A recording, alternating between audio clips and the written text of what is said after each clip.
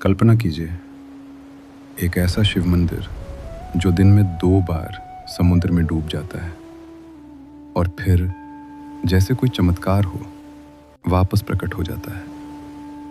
ना कोई इंसान इसे बचा सकता है, ना कोई शक्ति इसे मिटा सकती है, क्योंकि ये मंदिर स्वयं महादेव ने अपने पुत्र के लिए बनवाया था।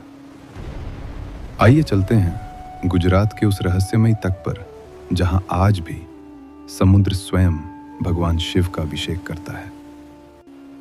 नमस्कार दोस्तों, स्वागत है आपका टेम्पल टेल में। आज की कहानी है गुजरात के भरूच जिले के कवि कंबोई गांव की, जहां अरब सागर के बीचों बीच खड़ा है एक ऐसा शिवलिंग जिसे देखकर बड़े बड़े वैज्ञानिक भी हैरान रह जाते हैं। इस मंदिर का नाम है स्तंभेश्वर महादेव। ये दुनिया का एकमात्र ऐसा शिवालय है जहां समुद्र स्वयं हर दिन भगवान को जल चढ़ाने आता है। सोचिए, एक मंदिर जो सुबह आपके सामने हो, दोपहर तक पूरी तरह समुद्र में डूब जाए और शाम होते होते फिर वैसा का वैसा प्रकट हो जाए। ना कोई दीवार टूटती है, ना कोई पत्थर हिलता है, ना शिवलिंग पर एक भी खरोंच आती है। हर दिन 2 बार ये चमत्कार होता है। जब ज्वार आता है तो समुद्र की लहरें मंदिर के चारों ओर इकट्ठा होती हैं और धीरे धीरे पूरे शिवलिंग को अपने आगोश में ले लेती हैं, मानो स्वयं समुद्र देव अपने आराध्य का जलाभिषेक कर रहे हों। इस मंदिर के पीछे छुपी है एक अद्भुत पौराणिक कथा जो स्कंद पुराण में वर्णित है। बहुत समय पहले एक राक्षस था, ताड़कासुर।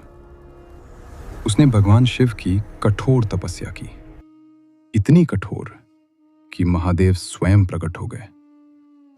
ताड़कासुर ने वरदान मांगा, हे प्रभु, मुझे ऐसा वर दीजिए कि मेरी मृत्यु केवल आपके पुत्र के हाथों हो, और वो पुत्र भी केवल 6 दिन का हो।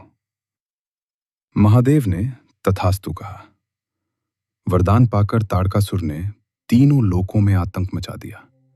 देवता, ऋषि, मनुष्य सब त्राही त्राही करने लगे। तब भगवान शिव और माता पार्वती के दिव्य पुत्र का जन्म हुआ, कार्तिकेय। और जब कार्तिकेय केवल 6 दिन के थे, जी हां, मात्र 6 दिन का एक नन्हा दिव्य बालक, उसी दिव्य शिशु ने अपने नन्हे हाथों में विशाल वेल उठाया और चल पड़े ताड़कासुर का अंत करने। और एक ही वार में उस नन्हे शिशु ने तीनों लोकों के संहारक ताड़कासुर का वध कर दिया। यही था महादेव की लीला, यही था पार्वती पुत्र का चमत्कार। लेकिन ताड़कासुर के चेहरे पर था एक अद्भुत शांति, क्योंकि वो जानता था उसे मोक्ष मिल गया है। उसकी आत्मा स्वयं महादेव में विलीन हो गई। लेकिन जब युद्ध समाप्त हुआ तो उस नन्हे कार्तिकेय को एक गहरा दुख हुआ।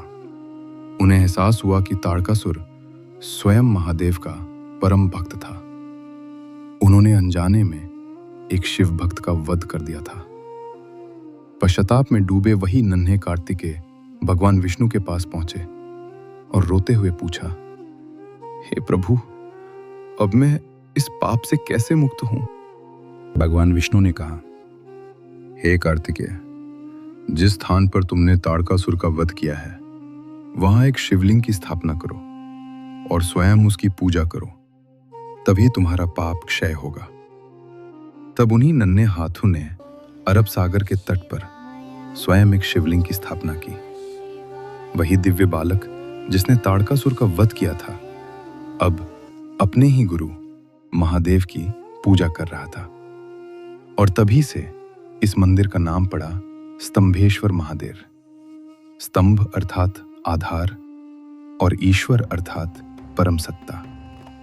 वह शिव जो इस सृष्टि के स्तंभ है, जो हर कण में, हर लहर में विराजमान है। आज भी हजारों भक्त दूर दूर से यहाँ आते हैं। वे प्रतीक्षा करते हैं जब समुद्र पीछे हटता है और मंदिर तक का रास्ता स्वयं प्रकट होता है। भक्त नंगे पांव समुद्र के बीच चलकर महादेव के दर्शन करते हैं। वे आरती करते हैं, मंत्र पढ़ते हैं और जैसे ही समय आता है मंदिर को छोड़कर तट पर लौट आते हैं, क्योंकि अब बारी है समुद्र देव की। वो आते हैं, अपनी लहरों के हाथों से महादेव का अभिषेक करते हैं और फिर शांत होकर लौट जाते हैं।